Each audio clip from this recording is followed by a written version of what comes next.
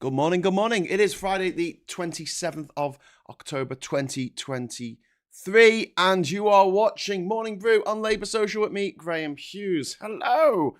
So, another Tory scandal, another Tory sex scandal by the looks of things. Crispin Blunt, the Tory MP, and uncle of Emily Blunt, the actress, because they all go to school together. I keep trying to stress this. I can't stress this enough. He has been arrested for rape, Jesus, and also possession of controlled substance, i.e., drugs.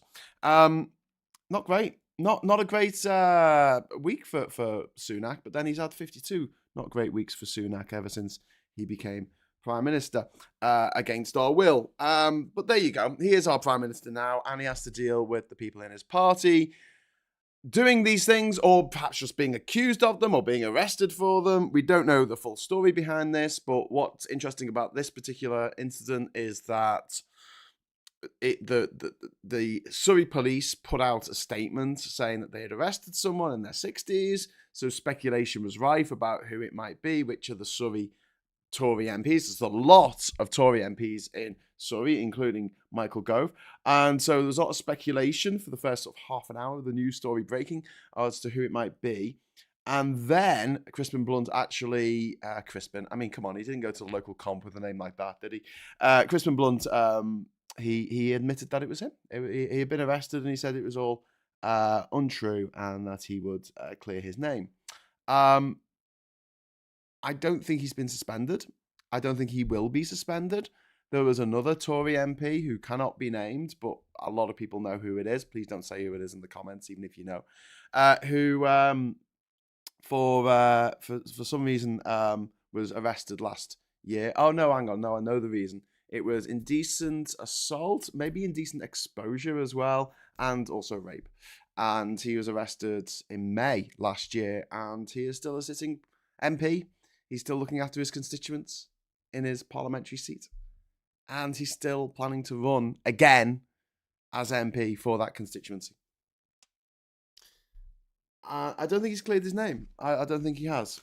Anyway, I've lost track, says Joanne Mason. Well, yeah, we had Charlie Elfico, who was the MP for Dover, massive Brexiteer. And he was sentenced to 2 years in jail for sexual assault. Only served 1 year of his sentence, but 2 years. He was, and now his wife Natalie, his ex-wife, I guess now, is the Brexity horrible stench that surrounds Dover. It must be all the people who are in the lorries queued up, having to get out onto the verge and do a poo on the verge, because that's Brexit Britain for you. Pee in a bottle. Anyway, and then there was Imran Ahmed Khan, who Ahmad Khan, even it's an A, not an E. He was found guilty of assaulting a 15-year-old boy, and he went to jail. He was sentenced to 18 months in jail, and he served 9 months of his sentence. Tories, eh? God love him. And this is the same week that Peter Bone has he's had the whip removed. I mean, I had to look at what I called this video, this Morning Brew video, on Tuesday, and I could have used the same title again. It was just like another one or whatever. It was just like, oh my God, like every day. Anyway, so Peter Bone, he's been accused by his aide of being a bully, exposing himself, and hitting physical violence against his aide. His aide made a complaint back in 2017 to the Conservative Party, who did nothing. And then the Independent Grievances and Complaints Service, I think the IGCS, I think that's right, they picked it up. They were founded in 2018, I think, in response to all these sex scandals, mostly involving Tory MPs. And, it sometimes does involve MPs from other parties, but 9 times out of 10, it's a Tory MP. And this Independent Grievance Committee Complaint Service, they started looking into the Peter Bone issue last year. And finally, the wheels of justice turn slowly, indeed. And now they've suspended Peter Bone. He's lost the whip from the Tory party, and they've suspended him from Parliament for 6 weeks, which is more than enough to cause a recall petition in his constituency of Wellingborough.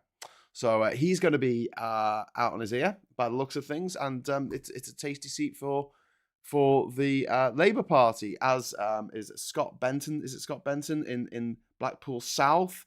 He's been done for corruption to do with a gambling scandal. So there might be a by-election in Blackpool South coming up, and also now we have this incident with Crispin Blunt, whether he's going to remain as an MP or I don't know what's going to happen. But if it doesn't go the way that Blunt seems to think it's going to go, he's going to be in a lot of trouble. And so's Sunak. He's going to lose another possible seat there in Surrey, although I can't see people in Surrey voting in their droves for Labour, but you never know. You never know.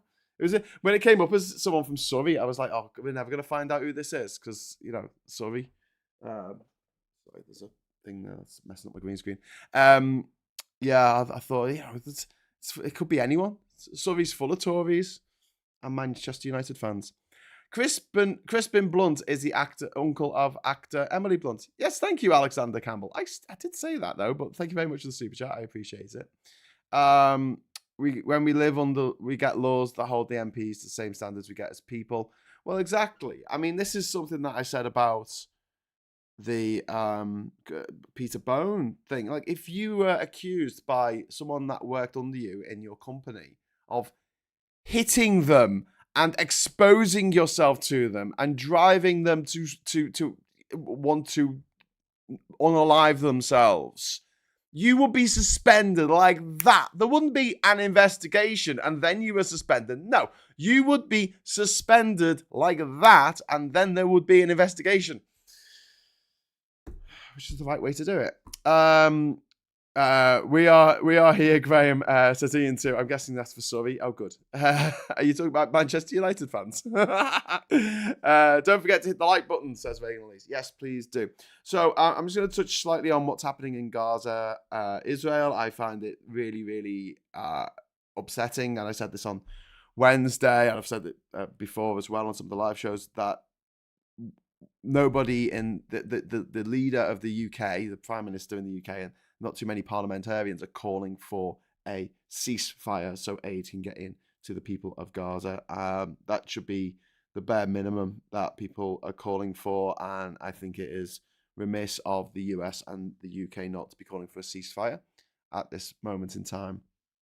And I hate what the Israel-Gaza conflict has done, not just to the poor people in Gaza and in Israel who have been caught up in all this horrible stuff, but also what it's done to us as people. Like, there are people now using this to validate their Islamophobia or validate their anti-Semitism.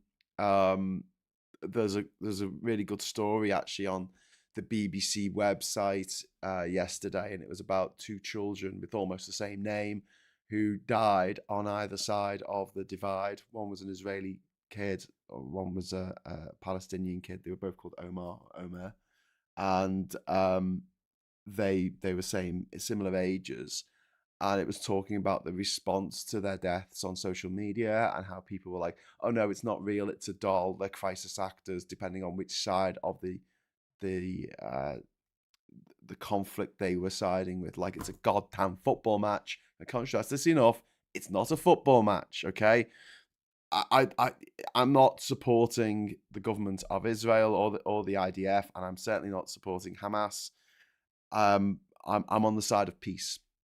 I'm on the side of the civilians who are caught up in this madness, and I think it is absolutely essential that our international leaders put pressure on Israel now to call a unilateral ceasefire if that's what needs be. Make sure their borders are secure around Gaza and say, okay, open it up and let the aid get in, because otherwise we're not going to be talking about thousands of people dying in Gaza. We're going to be talking about tens of thousands, possibly hundreds of thousands, and that's when we start moving into genocide territory. So it's unconscionable, and I think our leaders really do need to uh, do better. Just want to jump over to America for a moment because I haven't really mentioned this on social media very much because it's just an everyday occurrence to a lot of us. But in America, a man man with a history of mental health problems, armed with assault rifles, killed 18 people. 18 people, many of whom were just going out bowling. Just went to the bowling alley, got killed. America. And thank you very much for the super chat there, Colin. I live in a bit of London with Surrey postal address. I support QPR. I look forward to Elliot Coburn being replaced by a Lib Dem. Okay, brilliant. Thank you, Colin. When didn't you play Doctor Who once? Was that Colin Bay? But thank you very much for the super chat. And I take back all the mean things I said about Surrey. But you're not actually in Surrey. You're in London, so you're all right. Someone else. I can't believe I just insulted an entire region of the country. No, for a laugh. And I get a super chat for it. I'll have to start doing that some more. So anyway, this American, uniquely American problem with mass shootings. I did my final year dissertation at Manchester University, on American gun law. I studied politics, and so I looked at the possibility of any kind of sensible gun restrictions coming in America. And when I started writing that, I had this sort of naive view that this was after Columbine in 1999. So this would have been, I started writing this literally a few months after Columbine happened. And I started looking into the fact that there had been a load of school shootings before then that hadn't got so much publicity. And it was literally the only country where this was happening. A guy went crazy in Australia, in Tasmania, and Port Arthur, I think it was, and he murdered a bunch of people with guns. And then in Australia, they banned guns, and then in the UK, we had the awful incident at the school in, it wasn't Lockerbie, what was the name of the school? It was the school that Andy Murray used to go to, tennis player, and yeah, we had a horrible incident, I think, in 1996, and that led to guns in the UK, all assault guns being banned, handguns being banned, and you needed a special license. Dunblane massacre, that's it. You needed a special license in order to own a gun, and since then we've not had a single mass shooting incident. We haven't had one. That weird one where that guy ran around and tried to he shot a bunch of people, didn't he? And up in, was it Lake District, about 10 years ago? But it wasn't anything on the scale of what they have in America. Now, what they have in America, like when I was writing my dissertation, it was about 36,000 people died every year with guns by being shot. And now, a couple of years after I wrote my dissertation, they got rid of the ban on assault rifles, so things like AR-15s, which can fire like hundreds of rounds every minute, were allowed. And now the current death toll in America from guns has surpassed that of road accidents, deaths from road accidents. I think it's gone up to about 48,000 Americans now. And so, yeah, it's shocking, it's heartbreaking, but they're the stats. Since I wrote my dissertation 23 years ago, 1 million Americans have been taken out before their time. They've died a horrible, agonizing, painful death, unnatural death, because of the American love affair with guns. And there's no reason for it. It's a cultural thing in America. They say it's a cultural thing, but it's not.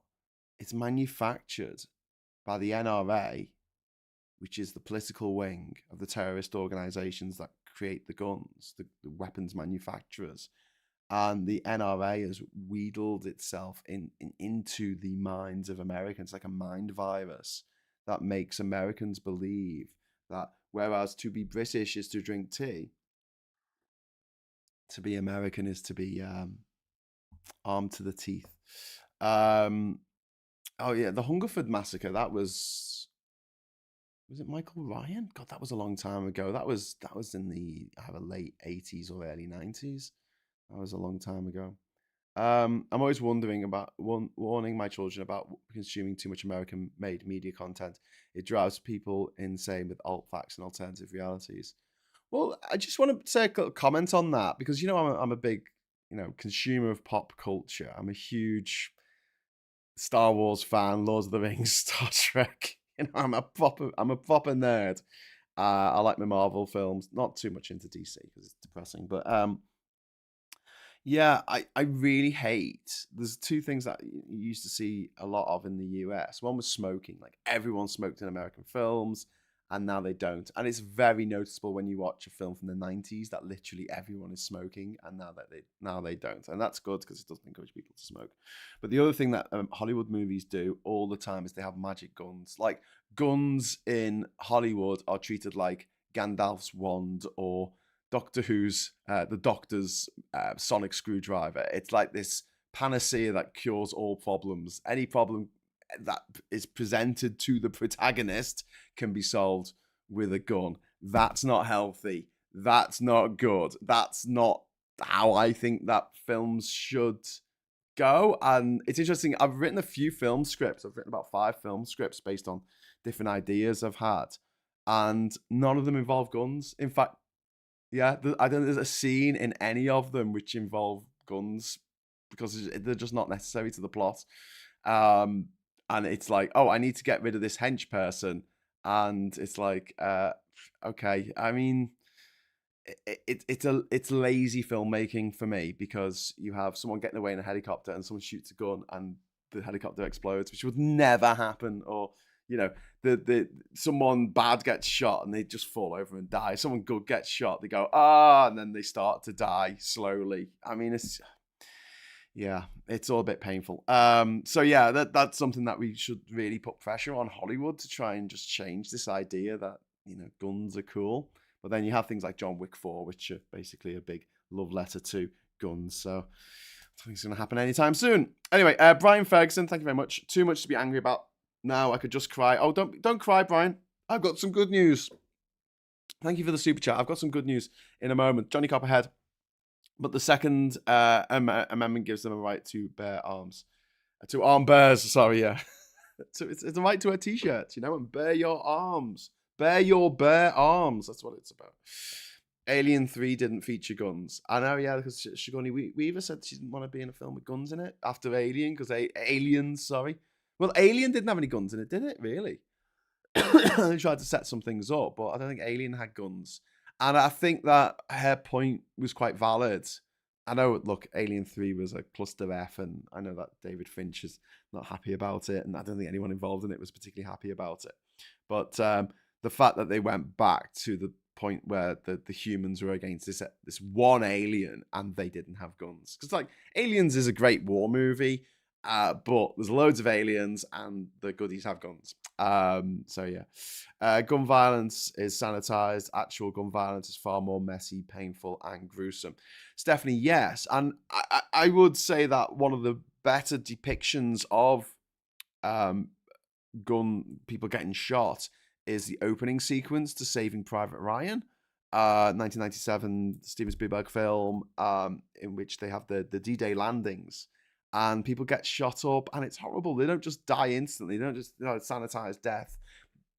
They start to die, and it's horrible, and it's painful, and it's and there's a lot of psychology that goes into the way Americans see their guns, and especially me being a Brit, saying you shouldn't have guns to them, it's like burning down their sacred poles. It's like burning down a church to them, because you don't agree with their religion. That's how seriously they take it. Like, how dare you? How very dare you? How very, very dare you? I've seen amateur movie reviews complaining that this film didn't feature shootouts or car chases. What, like Crouching Tiger, Hidden Dragon? But he said he's completely innocent, and it's not like Tory MPs have a track record of lying or anything. Well, talking about Christopher Blunt, I mean, he might be innocent, but do you know what will get him? The substance abuse charge. Because if he has been found with cocaine on his possession, that's open and shut. I mean, it's not a case of going to court and he said, she said, or he said, he said. I don't know what the details of this case, but it's not going to be like that. It's going to be you had all this controlled substance, on you, and you're not going to be allowed back in Parliament now as a result of this. So, Full Metal Jacket is a good film. It is a good film. Well, the first half's good, and the second half kind of it feels like two episodes of a TV series. One's a bit different to the other. Mm. Once Private Pile's out the equation, it all changes a bit.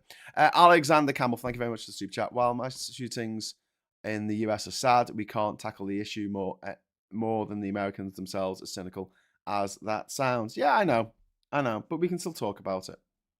So, talking about stuff, people are not talking about. Well, they're talking about Twitter today, but they're not using Twitter to talk about Twitter. They're using Threads, which introduced GIFs and also or GIFs and also polls yesterday. So, if you would like to follow me on Threads, I'm at Graham David Hughes. I really recommend it. It's a lot better than Twitter. Twitter has gone now. It's over. It's kaput. It is an X platform. So it was the 27th of October 2022 that Elon Musk officially took over Twitter for $44 billion, which is about twice as much as it was actually worth. Yeah, at the time they had about 238 million subscribers and daily active users, which is more important. Big companies would advertise on there. Now, since Musk has taken over, he has allowed the worst kind of racism, Islamophobia, anti-Semitism, misinformation, disinformation, homophobia, transphobia to run riot on that platform. He's invited people like Donald Trump back and people like that horrible, what was his name?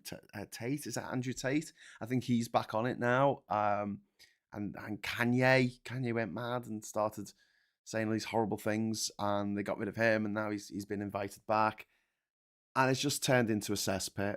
But the thing is, over 90% of the revenue for Twitter, it was never really particularly profitable. It never ran a profit for the first sort of 10 years, maybe longer, of its existence. But then it finally started turning a profit a few years ago, and it had over 100. It made most of its money, like over 90% of its money came from ad revenue. Now, of the top 100 companies for ads, getting ads out there, they've lost over 90% of them now. They've gone. They've left the platform. A lot of big names are just not putting stuff on there anymore. People like Russ and Cheshire have moved over to Threads, and just said, God, I can't even deal with this anymore. And it's Threads, although it is part of Facebook, and so it's owned by Zuckerberg, who is problematic. Don't get me started. It is at least policed in a way that means that you don't get just a torrent of abuse no matter what you say. So try going on Twitter now. There's a little experiment, if you like, if you've got a Twitter account. Go on the experiment and say that you just got your booster jab. Say that you've just got your booster jab for COVID and my arm hurts a bit, or I'm a bit tired. And see all the abuse and swivel-eyed wing nonsense that you get. And then put exactly the same thing on Threads, and I don't think anyone will give you any grief at all. I mean, they might, but it's doubtful. And if they do, you can block them. Anyway, so yeah, and then the last thing I wanted to talk about today, a few minutes left. Wow, that went fast, didn't it? Is Mike Johnson, who is now the Speaker of the House of Representatives over in America. And oh my God, the guy's a nutter. Oh my God. Sorry, Brian. Was it Brian who said that he wanted to be cheered up? So much to be angry about. So this guy's been made Speaker. He's a MAGA Republican. He's a huge fan of Donald Trump. He is a huge not fan of homosexual people because he's a massive homophobe. He wants abortion to be banned in the entire country of America. He is a young Earth creationist. He thinks the Earth is 6,000 years old and was created by God on October the 3rd, 4004 BC, because someone added up all the dates in the Bible. I was going to say he added up all the dates in the Bible. He didn't, because most of the people who claim, hide behind the Bible have never actually bothered to read the damn thing. Yes, he doesn't believe in evolution. And now he's Speaker of the House. They can't introduce a bill without him. Original All Quiet on the Western Front is a masterpiece. That's Gary Arnold. I haven't watched the new one actually. I need to watch the. They made a new version of it, haven't they? I always thought Full Metal Jacket was supposed to be a lighter film and only focus on the training camp. I've only ever seen the clips of the drill sergeants in training. So half of Full Metal Jacket is the training, and then the other half is actually in Vietnam, where they have to deal with a sniper up in a building. So it's like they go on like one mission, and it's horrible because Vietnam was horrible, as is all conflict is all horrible. Have you heard that someone found the recording of him not being racist? So the most fanatical Republicans are not against him. You can't make this up. That's so mad.